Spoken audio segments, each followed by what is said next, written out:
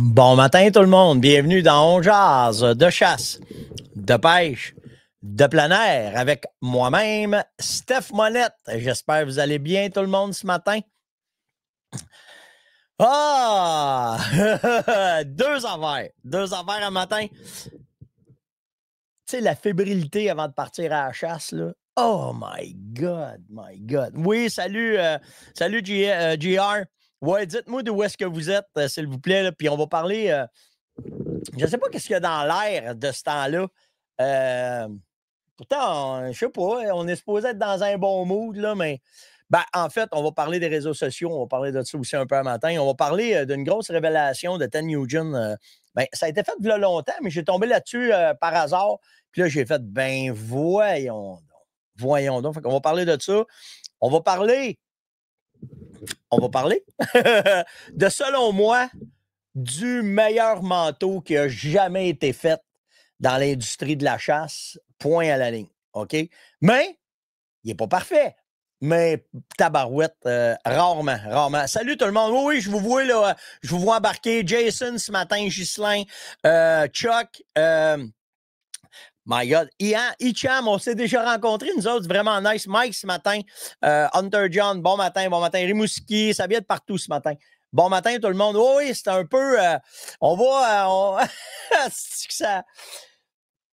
Je sais pas. Hier, j'ai pogné deux lives hier, là, celui de Réal, puis celui d'un autre de Tony Barrière. Puis après ça, les commentaires sur qu'est-ce qui est arrivé avec Réal. Puis je ne l'ai pas tout pogné parce que j'ai pas le temps de... My God, Réal, il en fait-tu des lives de ce temps-là? Là? C'est complètement débile. Puis, mais de ce que je vois, puis vous pourrez me corriger là, si j'ai fait une erreur, il semblerait que son chasseur n'aurait pas récolté là, au Yukon. Là, fait qu'on va parler de ça. Là. On va faire le tour. Mais avant de parler des réseaux sociaux. On est en plein Money Fest. Donc, abonnez-vous ce matin. On va avoir 25 000 $ de prix à donner au début décembre, en fait, pour festoyer, célébrer la chasse, notre passion. Comment est-ce que c'est, puis vraiment ça. Fait que, tu sais, on a plein de partenaires qui se sont joints à nous autres. Là. Je les nommerai pas tous à matin parce que des fois, je trouve ça redondant, même moi-même. Là, mais tu sais, les partenaires, c'est tellement important dans tout ce qu'on fait, puis on les nommera jamais assez. Mais à matin, je cours dans le temps. Moi, être franc avec vous autres, là, j'ai la tête dans le... Parce que j'ai hâte d'aller à la chasse. C'est pas drôle hein, d'être rendu à mon âge puis d'être aussi gamin que ça aussi, pour aller à la chasse. J'ai hâte. Comme si c'était la première fois, je pense, que j'allais à la chasse. My God, que j'ai hâte de vous montrer comment est-ce que ça se passe, ce genre de chasse-là. Comment est-ce que c'est de notre œil à nous autres. On n'invente rien, là, mais de notre œil à nous autres. Puis j'ai surtout hâte d'emmener mon gars. J'ai hâte d'aller avec Yann. J'ai hâte d'y montrer comment est-ce que je faisais ça, parce que ça va faire chasser à l'arc aux États-Unis. Là. C'était avec Sam la dernière fois que je suis allé, puis c'est bien avant la COVID. Fait que ça doit faire un 8 ans, 9 ans, certain que je ne suis pas allé. Fait que j'ai vraiment hâte de moi, parce que je l'avais montré à Sam. On avait été chassé en Ohio, en Pennsylvanie. On avait récolté une femelle, je me souviens peut-être un boc, là, je me souviens pas. Mais my God, qu'on a eu du fun. Puis là, c'est la première fois que je vais avec Yann cette fois-là. Fait que j'ai hâte d'aller montrer ça à Yann. Là. Salut Marcel de Gatineau. Oui, je vous vois tout le monde. Merci Pierre. Ouais. Suivez les sujets discutés, OK, quand on parle là, de ne pas échanger entre vous autres sur le chatbox, mais d'essayer de ne pas me distrayer. C'est vraiment drôle. Hey, partagez, là. J'ai besoin de vous autres, là, partagez le live partout sur tous les réseaux sociaux que vous êtes, là, surtout sur Facebook. C'est Facebook là, qui nous fait vidéo de ce temps-là. Là. Fait que juste partager. Quand vous voyez vous me voyez, là, faites juste cliquer, partager, m'allez le faire. M'allez faire ça, là, parce que là, je suis pas dans le bon compte. Me retourner dans mon autre compte. Mais partagez, s'il vous plaît. Bougez pas, j'arrive, Là, tu arrives, tu cliques en bas, tu fais partage. Puis là, non. Ah, ma mère est là ce matin. Bon matin, maman. Comme ça. Ah ouais, donc. Envoyer de. Ah ouais, vas-y, copier le lien. Tous, comme ça. Puis là, ben, on va aller le porter sur mes autres pages. Mais partagez, s'il vous plaît. En fait, on est un petit peu censurés. Je ne sais pas comment ça se fait qu'on est tant censurés. Est-ce que nous dérangeons un peu? Peut-être bien. Peut-être bien. Mais en tout cas, il y a une affaire que vous faites bien en temps, là. C'est quand vous partez, puis vous allez dans les boutiques, puis vous parlez de nous autres.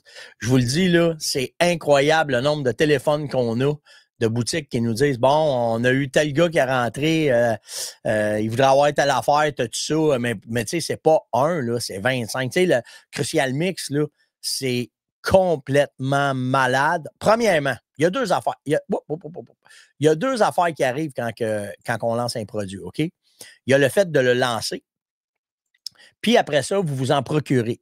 Puis une fois que vous vous en procurez, ben c'est pas long qu'on reçoit des vidéos, des photos de vos réussites avec le produit.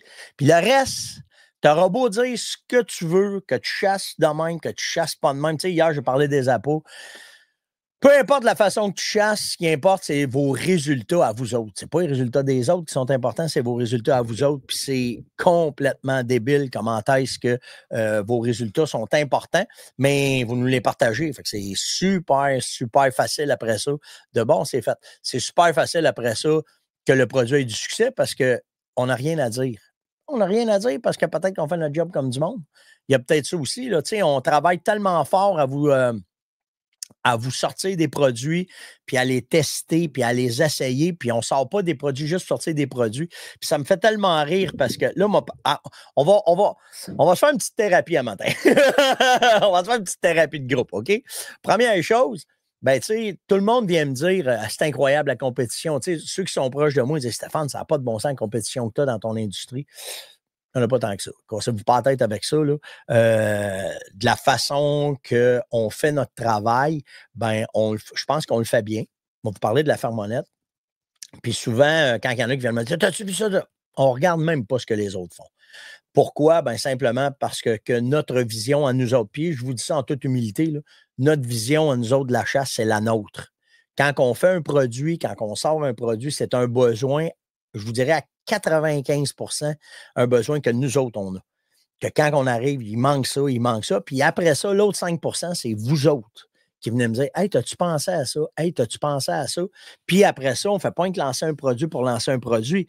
On l'essaie, on le fait essayer par d'autres. C'est là que c'est plus long. De le donner, mettons, à des chums, à des pro-staff. Puis tu sais, les pro-staff, dans notre cas, il fut un temps avant la COVID, on en avait 80. On avait 80 pro-staff à travers la province qui faisaient des tests, qui faisaient ci. C'était un programme qui nous coûtait dans les 6 chiffres par année. Puis, quand la COVID est arrivée, ben, il y en a plusieurs qui ont disparu. Puis, naturellement, parce qu'on n'était plus capable de donner de stock, OK, puis pour qu'ils le laissaient. Puis, ceux qui ont resté, c'est les amis, ceux qui ont vraiment à cœur ce qu'on fait, puis qui connaissent comment est-ce qu'on est. Puis c'est là que. Puis là, ça a été pire. Ça a été pas pire, ça a été mieux.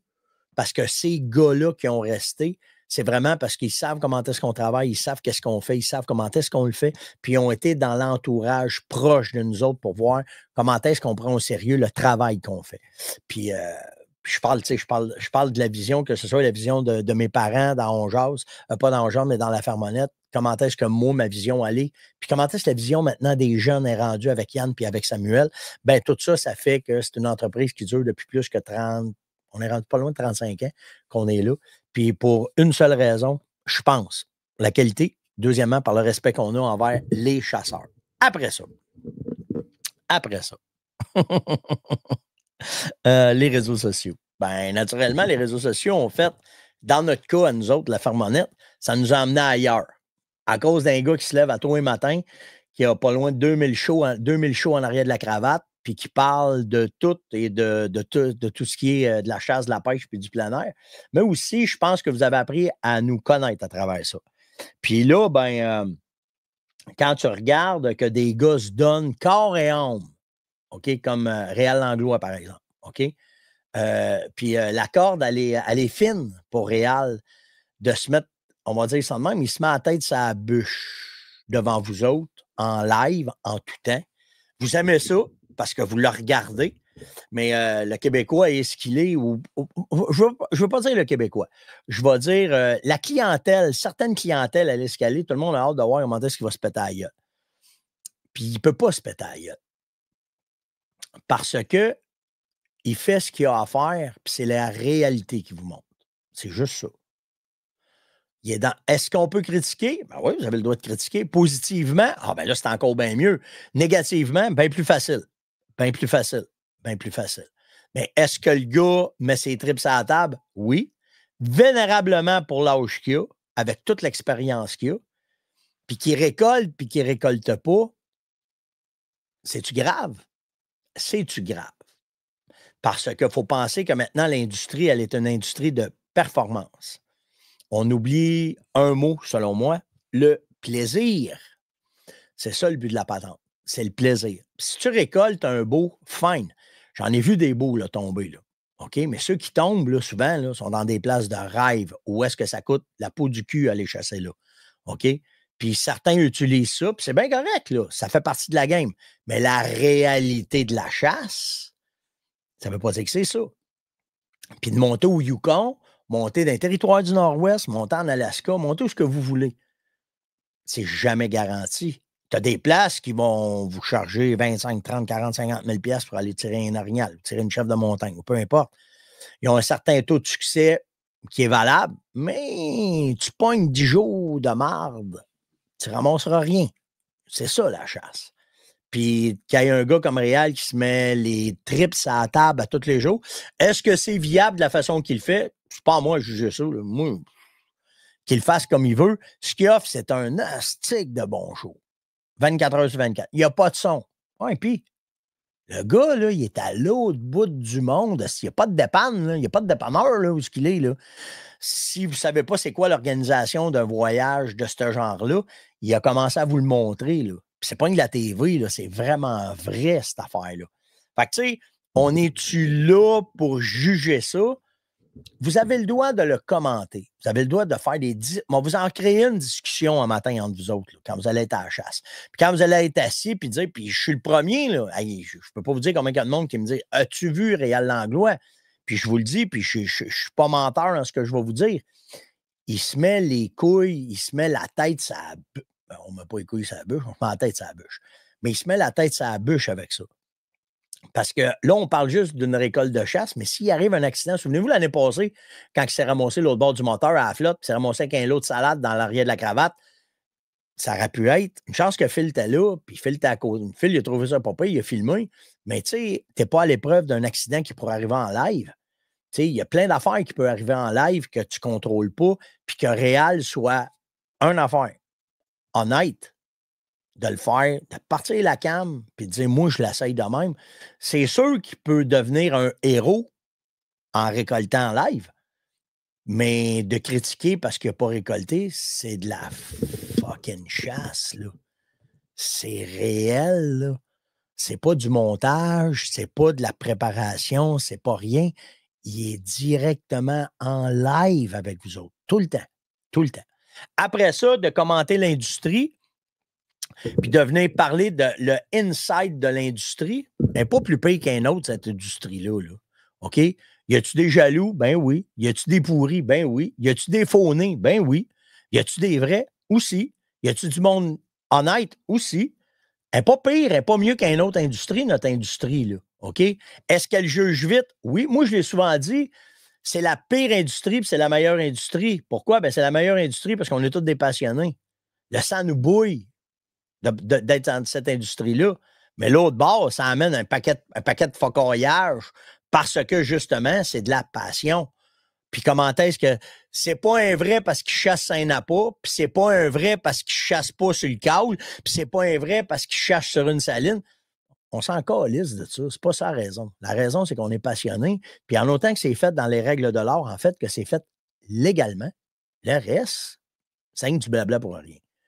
Tu peux jaser en chum pour avoir juste du fun puis dire t'as-tu vu ci puis t'as-tu vu ça, mais moi je suis pas d'accord que tu chasses dans même, mais moi je chasse dans même. Puis tu sais, puis je regarde aller ça, c'est pas mieux aux États, là. Cassez-vous pas la tête, là. Ils sont pas mieux aux États-Unis. Là. Hier, j'ai tombé sur un podcast que le gars la bullshit des odeurs. Tu sais, la bullshit des odeurs. On n'a pas besoin de ça, pas besoin de se casser la tête avec les odeurs. Moi, il y a des vidéos en masse qui me montrent que c'est important, les odeurs. Tu sais. Mais c'est chaque chasseur peut avoir sa théorie dans cette industrie-là. Autant que tu sois professionnel que tu sois juste un chasseur. Là. OK, il y en a qui ont énormément d'expérience et qui ne sont pas devant le Kodak. Il y en a qui ont énormément pas d'expérience puis qui sont en avant du Kodak. T'sais, fait que, tu sais, juste rester honnête, juste ça, de respecter le gars qui se met les couilles devant vous autres, qui joue peut-être sa carrière devant vous autres. Le reste, on sent. Lui, s'il a du fun à le faire et à le faire d'amende, tu as deux choix, hein? Puis je le souvent. Moi, tu sais, de ce temps-là, là, je vous le dis, là, ça fait à peu près 2 mois, ça de même. Là. Depuis 2 mois, là, c'est nombre de pourritures de gens qui viennent mettre des vomissures sur nos posts. Moi, c'est pas compliqué, je les enlève. Moi, je fais plus que les enlever. Je vous délite, je vous bloque, je vous enlève de ma vie. Pas besoin de ça. OK? Parce que je trouve que c'est un manque de respect.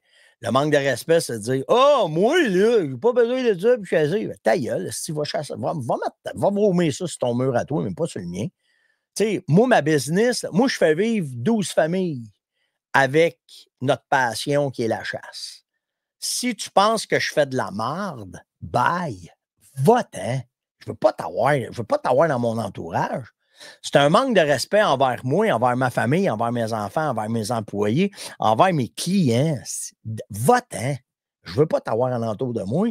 Les autres, ben, tu as le droit de venir me dire hey, moi, j'ai pas eu de résultat avec ça. Ben là, on va essayer de vous aider. Est-ce que c'est garanti? Non.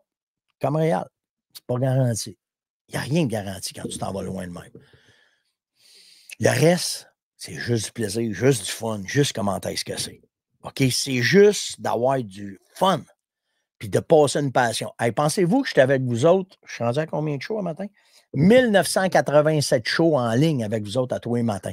Est-ce que des matins, ça me gosse? Il y a des matins, ça me tente moins. Mais la seule affaire qui me drive, c'est quand je m'assis, je rouvre mon téléphone, puis je commence à scroller, puis là, je vois un bug. Puis je vois un gars qui est un orignal, puis je vois un gars qui a un chevreuil, puis je vois un gars qui a une technique. Puis tu sais, à matin, là, je vous le dis, là, ça me brûle les lèvres de faire ce show-là parce que j'ai hâte d'être là parce que là, je m'en vais à la chasse, puis je suis excité, puis j'espère que c'est ce que je peux vous transmettre. En tout cas, je ne veux pas trop m'échelonner, mais j'ai quand même fait 17 minutes là-dessus. Là. Mais tu sais, un gros respect pour le gars. Que vous l'aimiez pas, ça, je m'en sac. OK? Mais ayez quand même du respect pour un gars qui est dans cette industrie-là depuis X nombre d'années. Réal, ça doit faire 25 ans, certain qu'il est là. Puis que l'année passée, il a trouvé une façon de vous montrer la réalité de ses chasses, puis de se mettre le cul à tous les matins en pesant sur le piton on, puis d'être en direct, puis de vous montrer comment est-ce que c'est, où est-ce qu'il chasse. Il n'y a pas de son, c'est croche, ça bouge. On s'en sac. Il y a du monde qui sont plugués là-dessus 24 heures sur 24 pour voir qu'est-ce qui se passe. C'est de la télé-réalité, là. C'est de la télé-réalité. Il est le premier à avoir fait de la télé-réalité dans le bois. Il n'est pas avec des filles en costume de bain. Il n'est pas avec des chars de 500 000 $, là. Il est assis dans une chaloupe. Il marche des montagnes. Il essaye de trouver un fucking orignal pour être capable de satisfaire son client.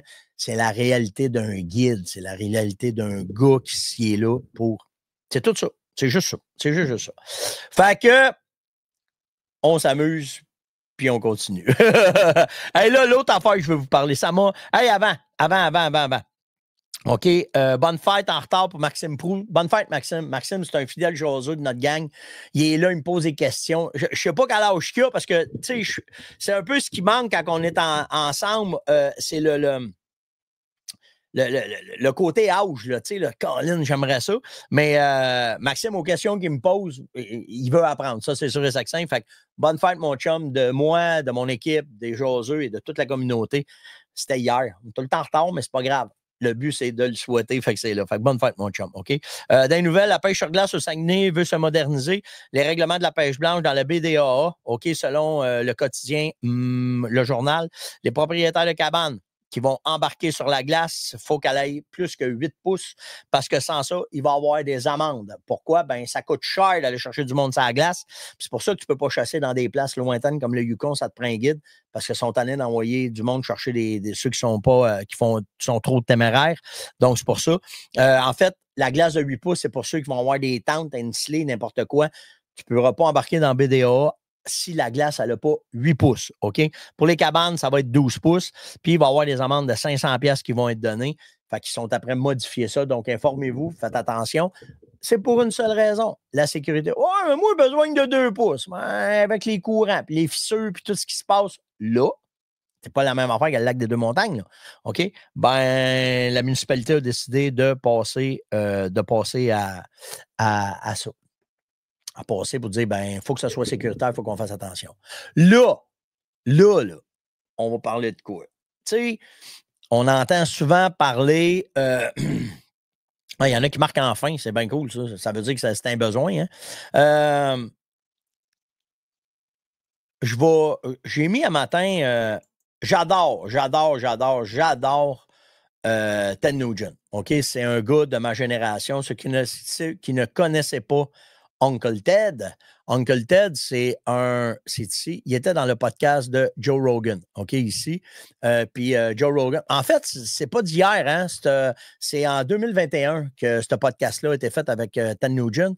Mais je ne l'avais pas vu. Ça arrive qu'il y en a qui nous sweepent entre les mains. C'est lui, Ted Nugent. OK? C'est un rocker, guitariste de l'épopée de Ozzy, nommez-le tout, là, Led Zeppelin, tout ce gars-là. C'est un gars que j'ai écouté quand j'étais jeune. La simple raison que c'est un virtuose de la guitare électrique. Puis c'est un... je vais arrêter. Si vous allez aller écouter ça, là, il est sur ma page YouTube, OK?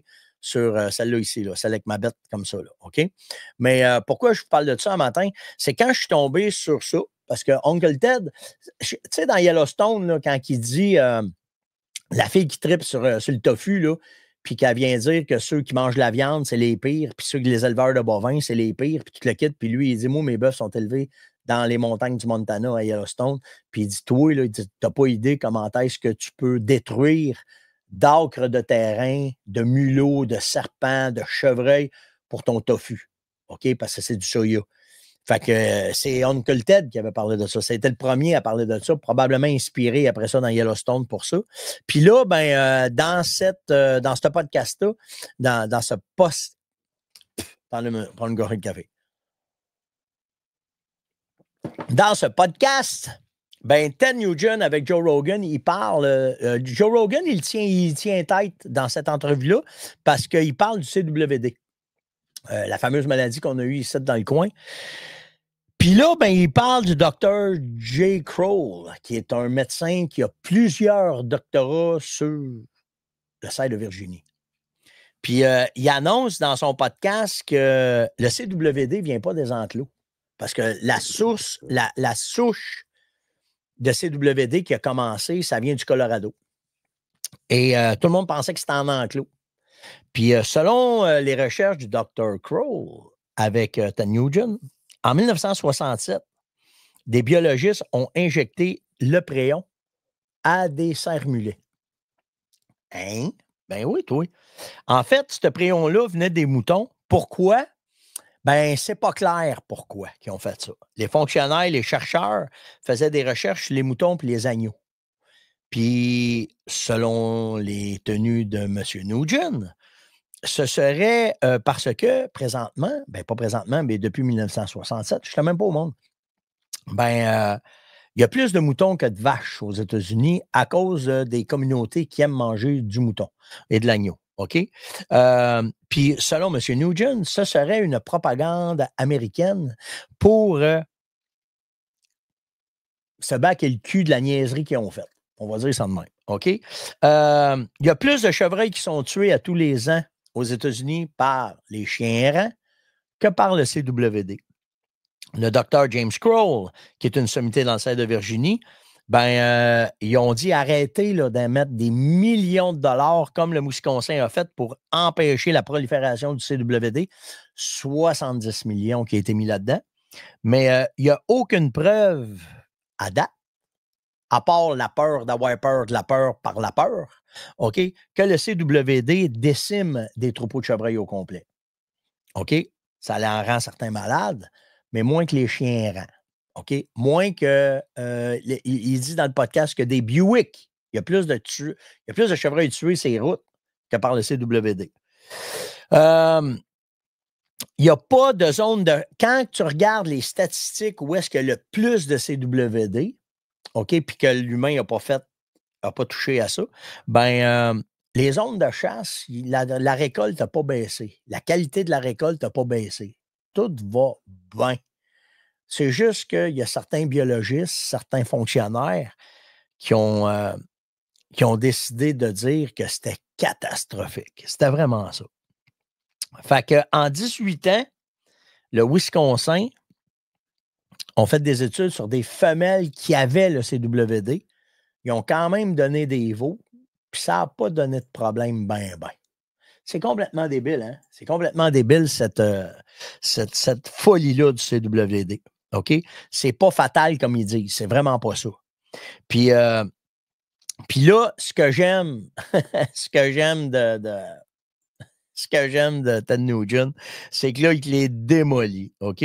Première affaire, il dit comment est-ce que vous voulez qu'on ait confiance en des biologistes, en des fonctionnaires qui viennent nous dire qu'il y a 5 à 7 000 Russian Boar au Michigan. Des Russian Boar, là, c'est des mâles sangliers qui viennent de Russie. Il dit premièrement, il dit ça n'existe pas. Il n'y en a pas. C'est des cochons sauvages. Puis quand tu parles de 5 à 7 000 Russian Boar, c'est que tu dirais qu'il y a 5 à 7 000 mâles. Ils sont où les femelles? Tu ne parles pas des femelles. Fait que là, tu parles de professionnels biologistes qui utilisent un terme qui n'existe pas, d'études qui n'existent pas. Puis là, il y a à peu près 80 000 chasseurs au Michigan de chevreuils.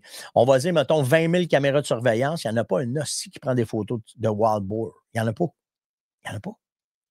Fait qu'il dit, comment est-ce que tu veux qu'on ait confiance en ça quand ils viennent nous dire cette propagande-là sur le CWD? Puis il dit, pire que ça. Et tu veux-tu comprendre un problème de gestion? Puis là, tenez-vous bien. Astique, que je l'ai aimé, celle-là. Il dit, tu sais, les grues du Canada qui volent, qui atterrissent au Michigan puis qui viennent manger les cultures. Il y a juste les fermiers qui ont le droit de les chasser. Mais juste les fermiers qui ont le droit de les tuer.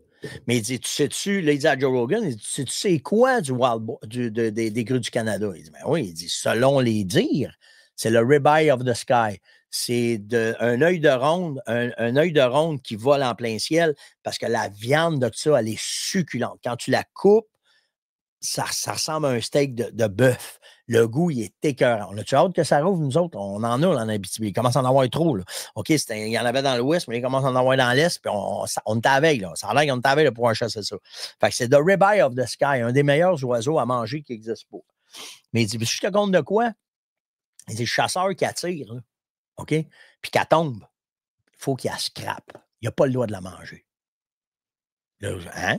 Oh non, la loi fait que le DNR dit que tu as le droit de la tirer, tu n'as pas le droit de la manger. Et tu peux-tu m'expliquer comment ça se fait qu'il n'y a pas personne d'assez logique pour dire que s'il y en a trop, que les fermiers, il faut qu'ils les tuent, puis il faut qu'il arrive une affaire de même, c'est pourquoi faire qu'ils ne vendent pas des tags, qu'il n'y a pas personne qui a le droit de les chasser. Quantité, faites ce que vous voulez, mais de ne pas jeter cette venaison-là. Et comment ça se fait que tu peux mettre un animal sur la terre, que l'être humain peut le récolter, puis que de l'enlever, puis de ne pas manger cette venaison-là, on doit la scraper pour des imbéciles qui font des lois qui n'ont ni queue ni tête, qui n'ont pas de GBS. C'est une méchante entrevue. Méchante entrevue.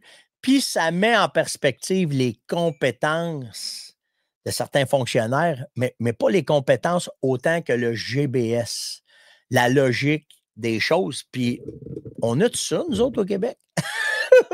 On a tout ça. Hein? Si on parle de RTLB, là, si on parle de gestion de plan de gestion, puis si on va en avoir un plan de gestion qui s'en vient en 2020. Ils doivent être à veille de nous sortir, on va tout être dans le bois. Là. Fait qu'ils doivent être à veille de nous sortir ça. Là. OK, là? Ah, c'est que les armes à feu, la même affaire. Tu sais, Ted Nugent, aux États-Unis, c'est une légende vivante.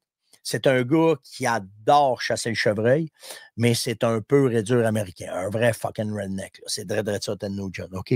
Mais ça nous amène à penser des compétences, comment est-ce que la logique allait, puis qu'il n'y a pas personne qui fait Hey, réveille, ça n'a pas d'allure ce que tu dis là, selon les gars de terrain, selon la population. Tu sais, je le dis souvent, je vous le dis souvent, quand ils prennent des décisions, là, OK, quand ils viennent prendre des décisions, là, ils oublient une affaire, c'est que c'est nous autres les clients. C'est nous autres les clients. C'est nous autres qui consommons ce produit-là qui est la chasse, la pêche, le plein air. Tu sais, Puis quand ils prennent des décisions, souvent, c'est par quoi? Et où la logique? On n'est pas capable de l'avoir, la logique. On n'est jamais capable de comprendre la logique qu'ils ont dans ce qu'ils font et comment est-ce qu'ils nous sortent ça. Ça n'a même pas de bon sens. Je ne pensais pas que je vais mettre un pas beau mot, là, tu sais. Mais je ne sais pas. Je ne sais pas. En tout cas, content de voir que Ted Nugent y amène cette perspective-là avec le plus gros podcasteur présentement aux États-Unis qui est Joe Rogan. Fait que j'ai bien hâte de voir où est-ce que ces décisions-là, mais si vous ne savez pas présentement, Ted Nugent il est en croisade contre ça, là. Il se présente dans les bureaux d'audience, il vient leur dire, puis il brasse, puis il leur parle pas avec de la mouette et de la ouate, là, il leur parle solide. Mais en tout cas, bien hâte de voir tout le dénouement. Puis ce que j'ai dit à Caroline un matin, parce qu'on parlait de ça, moi et Caro, naturellement, là, parce que moi, ça me met sur le cul, ce genre de podcast-là, où est-ce qu'ils découvrent des affaires que tout le monde était à gauche, si en fin de compte, c'est à droite que ça se passe. T'sais. Mais l'affaire, c'est que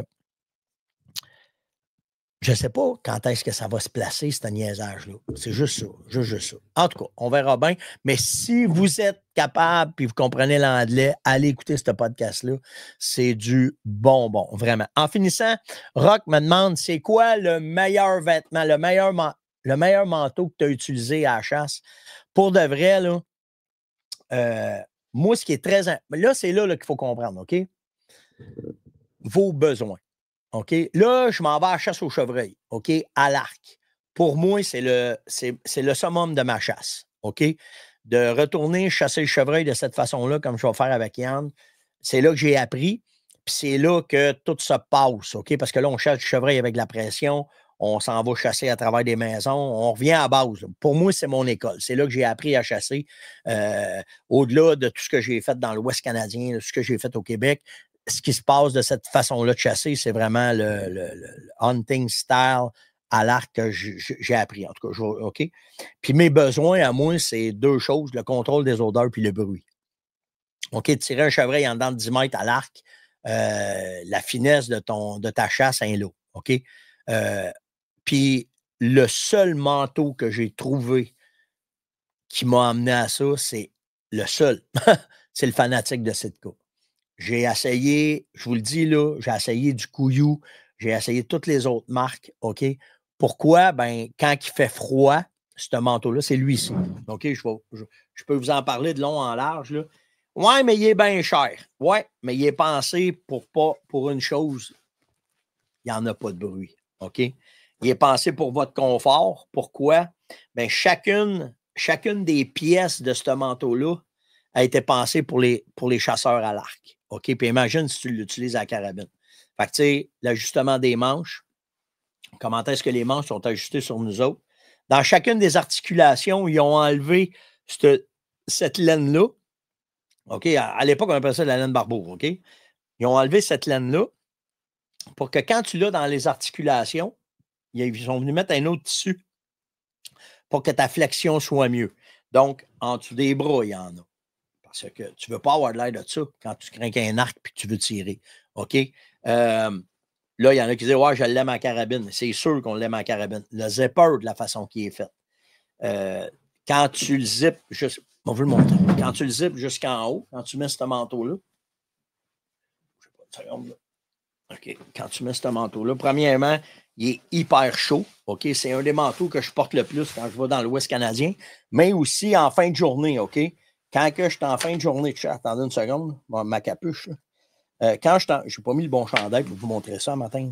Mais quand que tu prends ce vêtement-là, le zipper, comment est-ce qu'il est pensé? Premièrement, probablement qu'il y en a, là, je n'ai pas été jusque-là dans mes recherches, là, parce que il doit en avoir pour les gauchers puis il doit en avoir pour les droitiers. OK? Fait que quand tu mets ce vêtement-là, OK, le zipper, ben, première affaire, il y a l'aimant qui est pensé que si tu craignes ton arc, la corde ne viendra pas dedans. Si tu le lèves, ben, il est pensé pour pas que tu n'aies rien qui rentre là. Les poches, la façon qu'ils sont faites pour avoir les mains au chaud. Si tu viens mettre ton caule, il y a une poche d'aération pour laisser sortir l'humidité de ton caule. En l'intérieur, tu as des poches dans les poches. Puis dans les poches, tu as une place pour pouvoir mettre d'échauffement, donc ça te garde les mains au chaud. Le bras, le arm guard ici, là, on va vous le montrer. Là. Lui ici, OK, regardez, là, il y a de la laine là. Regardez les coutures, de la façon qu'ils sont faites pour que quand la corde va passer, elle n'accrochera pas dans la laine, mais le tissu il est fait. C'est tout cousu de façon qu'il n'y ait pas de poffage pour pas que ta corde accroche dedans. Puis le son. T'as ça sur toi, c'est zéro son. Zéro son. Tu as en arrière le harnais, mettre ton harnais en dessous, que tu viennes attacher, que ton harnais soit en dessous. Pour de vrai, là, la façon que le zipper est fait, diagonale, il tient ton manteau sur toi quand il n'y a pas de défaut. OK? Le seul défaut, oui, il y en a un. Quand il pleut, quand il neige, il vient, il est pas, tu sais, c'est de la laine. Fait que ça. Mais le reste, là, wow. Fait que, tu sais, dans tous les vêtements que j'ai, OK, je vous le dis, là, je les ai tous essayés. OK? Puis dans toutes les grosses marques, que ce soit Ikuyu, que ce soit Saint-Loc, que ce soit ce que vous voulez, pour le confort, la chaleur, le silence, puis de la façon qui est pensée, le Fanatic, pour la chaleur, là, pour vous tenir au chaud, là, c'est malade. Puis si vous prenez, je ne sais pas, j'ai mis mes pantalons un matin. En tout cas, les pantalons sont pareils. Le pantalon, c'est un bide. Les jambes, les articulations sont pensées. Il est pété, ce manteau-là. Sitka, quand ils ont travaillé ce manteau-là, ils ont fait. Ça n'a même pas de bon sens. Donc, moi, non, je ne le traiterai pas. Ils vont contre la pluie parce que ce n'est pas fait pour ça. Tu sais, moi, parlant en connaissance de groupe, je l'ai utilisé souvent. Là, ça prend du temps avant qu'il se mouille. Là, OK? C'est sûr et certain. Mais le compromis, c'est que tu vas avoir de quoi. Tu sais, c'est un vêtement qui est fait pour chasser au froid. C'est un vêtement qui est fait quand il fait fret. Moi, quand je me tombe à ce temps-ci, je vais l'amener, j'emmène mon manteau tout le temps. OK? Pour pouvoir. Tu sais, quand tu chasses, là, mettons, à 20 degrés. OK? Puis ça descend à 5 degrés, tu vas geler autant que s'il faisait moins 30 parce que ton corps s'est habitué. Puis le dernier stretch, mettons, la dernière heure et demie, que là, tu commences à avoir un peu de fret, c'est là que je le mets. Pas obligé d'avoir toutes des épaisseurs en dessous, mais c'est là que je vais le mettre. Fait que, tu sais, il n'est pas pensé pour la pluie, il est pensé pour la chaleur, puis il est pensé pour le son. OK, s'il mouille, là, tu ne mets pas ça. Tu mets ton Impair, tu mets ton. Ah, je suis pas bon les noms. Mais tu mets ton Gore-Tex par-dessus, puis tu chasses avec, puis ça finit là. Mais c'est un manteau qui est. À date, je n'ai pas rien trouvé qui égalait ce manteau-là, le saut de fanatique de Sitka. C'était Longeaz de ce matin. J'espère que vous avez apprécié. J'espère que je n'ai pas été trop lourd de ce que je vous ai parlé. Mais c'est Sitka qui fait ça. C'est le fanatique, Michel. C'est vraiment lui. Là, il y en a un peu partout. Là, c'est un des manteaux les plus populaires. Il n'est pas donné, là, je vous le dis, mais tu payes pour la technologie qu'il y a dedans, vraiment. Là. C'est vraiment, vraiment ça. Merci, Yann. Yann vient de le mettre là. Pour le reste, j'espère que vous avez apprécié le show. Venez mettre des commentaires. Hein, si vous avez des commentaires, ce que j'ai dit un matin sur l'industrie, sur Réal, sur qu'est-ce qui s'est passé, comment est-ce que c'est. Pour le reste, on fait ça vraiment simple. On va être avec vous autres demain. Demain, c'est la dernière journée qu'on devrait, en tout cas. À moins qu'il arrive l'ouvrage par-dessus les oreilles, là, ben, qu'on va être au Canada, on s'en va aux États-Unis après. Puis de là, on va être là tous les jours pour vous montrer comment est-ce que ça se passe là-bas. Likez, partagez, invitez, commentez. Pour le reste, abonnez-vous. Pour le reste, on fait ça simple. On se voit demain matin. Ciao tout le monde.